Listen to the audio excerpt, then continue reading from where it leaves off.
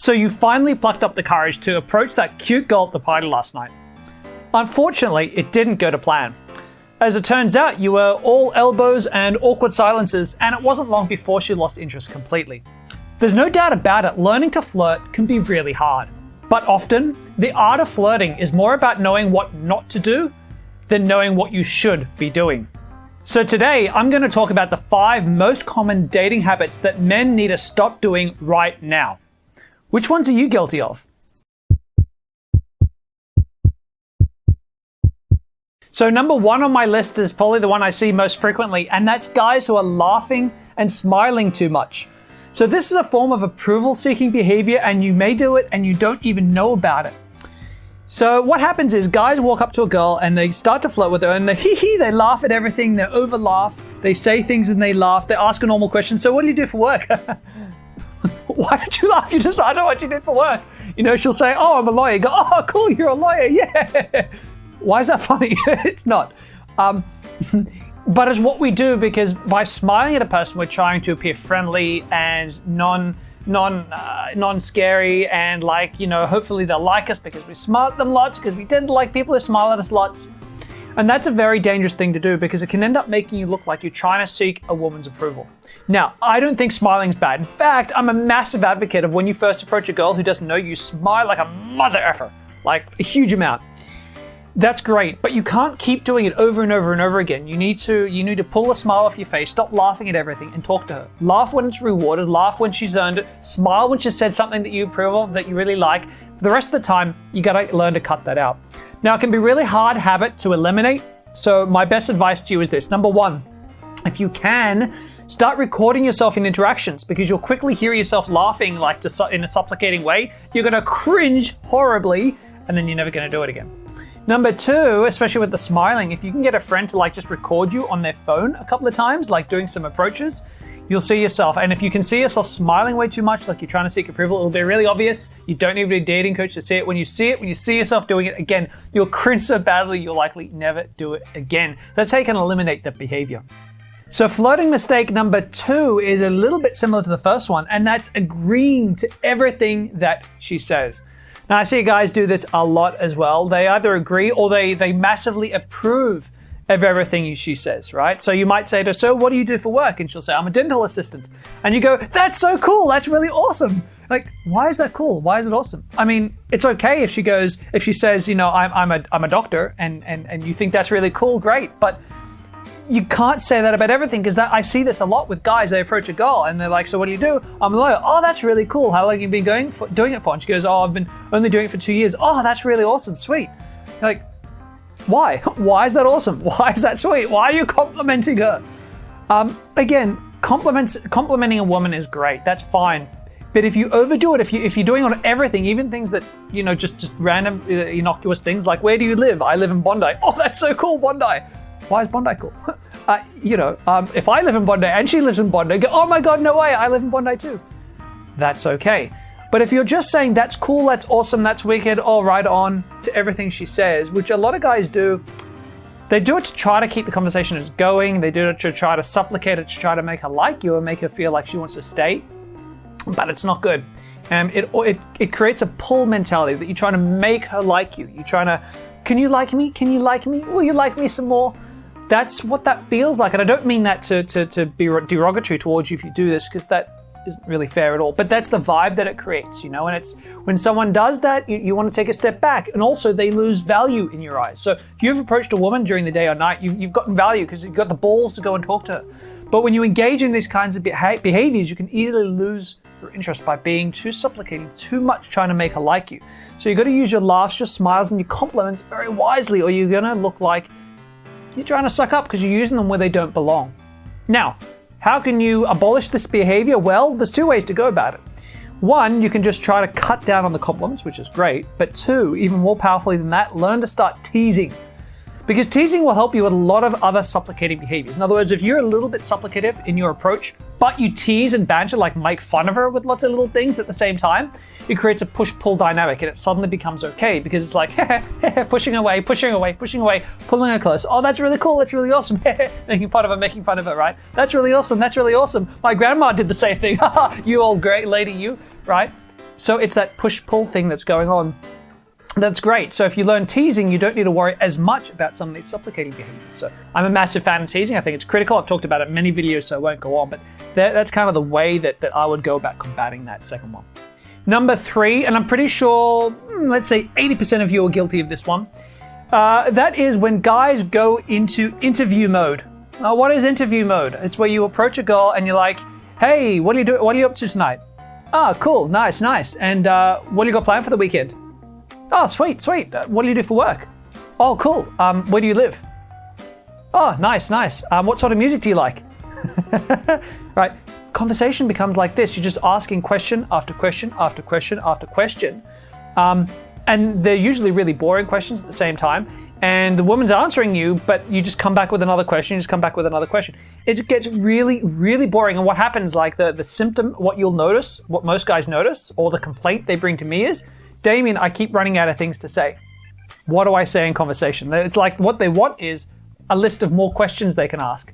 But actually the answer isn't about coming up with more questions, because if you're getting into that habit of asking question, you're losing your interest super quickly.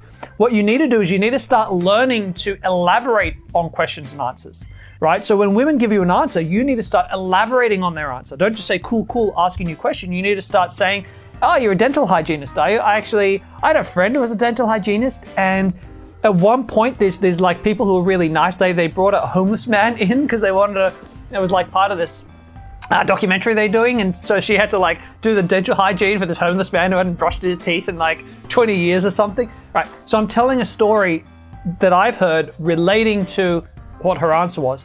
And by doing that, what I'm doing is I'm creating conversation, and I'm also giving her things that she can riff off, that she can bounce back off. Because if all I do is just ask a question, she answers me, there's nowhere else for her to go, especially if she's not in a talkative mood yet. And lots of women, when you approach them, they're not necessarily in a like you approach a girl in a park chilling out by herself having lunch, she's not in that social vibe, right?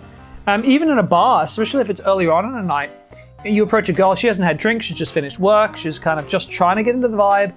She's just going to give you those one-word answers, whether or not she's interested in you, right? So you've really got to learn to develop your small talk skills. Now, I made a video on this, some of the skills that you can master right here. I'll put a link up here. Go ahead and check that out. This is one of those areas where you're struggling right now. This is just one strategy of the many that I teach, but go and check that out. Number 4 is actually one of the ones that I was most guilty of in my interactions. In fact, I think I'm still guilty of it sometimes in my YouTube videos, but that's talking too fast or not getting comfortable. So it's when you get really nervous and really anxious, and it bleeds in a really big way into your conversations, especially with the speed of your talking and your comfort. So if you've ever been in interactions and you find yourself talking like this, how have you been up? What have you been up to this weekend? You doing good? Oh, cool. Yeah, no, that's really awesome. Yeah. How did you know each other? Oh, nice, cool. Yeah. I know my friend over there. I don't know where he's gone. He's somewhere around here. If you catch yourself doing that, which a lot of guys do, because when the nerves kick in, your pace of talking goes up. But more than that as well, have you ever been in interactions and you're like standing and you're like, shit, I forgot to get comfortable before I started talking to her. Now I need to adjust. And you adjust and you're like, because you're trying to do it subtly, so you don't get truly comfortable. You're like, oh, but this is still not comfortable. Now I feel awkward. All right, I'll do this. Wait, my hands aren't doing anything comfortable. What do I do with my hands? Now they feel really awkward. You do this. Wait, no, now my body's language is crossed, right? You do that kind of, you keep fidgeting because nothing feels right, no matter how you stand or sit, or you may be guilty of that as well, which is where you're just not looking comfortable. You're constantly fidgeting, trying to get comfortable.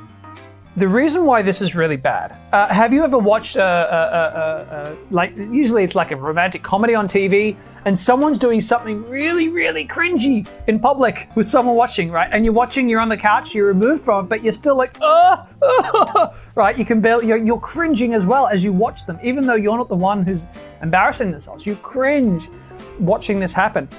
We're very empathic as human beings. And when we see someone who's being awkward and nervous, we start to feel awkward and nervous ourselves. Now, I often tell men, you don't have to be super confident in interactions. I never want to put that across, that you need to appear the most confident guy in the room. I don't believe in that for a second. But if you're like just talking super rapidly, your body language is constantly fidgeting, you're keeping a tight thing in yourself, you've got poor eye contact, all these things, is it can be so extreme that it'll start to make her feel really nervous, right? Instead of like, oh, this guy's nervous, but he's still talking to me, I'll give him a chance, which plenty of girls do in their real life. If you're hyper nervous, you can start making her feel uncomfortable. And when you do that, you're gonna, barely any women are gonna wanna have interest in you. So that's the thing, you need to start to really work on this stuff. Again, it can help if you can take a video of yourself, but most of the time you know when you're doing it. Which means, how can you do this? Well, for the speed of your talking, one of the things I highly recommend you do is to start every now and again purposely putting in some pauses into your conversation. And that will, you'll find that what it'll do is, it's gonna really slow you down. So you notice I did it there, I kind of accentuated it, but when you're in a club, people won't really notice. They're not gonna notice anything's too weird, they're just gonna think that you're taking time to think, they're gonna think that you're taking time to breathe, whatever it is, but it's gonna slow you down a whole bunch. That's a really good one. As far as your body language is concerned, what you gotta do is you gotta start becoming really mindful of how you stand or sit when you're talking to friends. And then just mimic that, like sit exactly the same way, stand exactly the same way. Because you need to behave the same way with a girl as you would with your friends, like stand and move and talk at that same pace. So you gotta mimic that. That's all you gotta do, just mimic yourself when you're not nervous. Number 5 is a silent killer. Literally. Okay, because number 5 is when girls can't hear you. And I know that was a horrible dad joke, but this is a really common occurrence, especially in bars and clubs. And especially guys who have thick accents can be a problem too.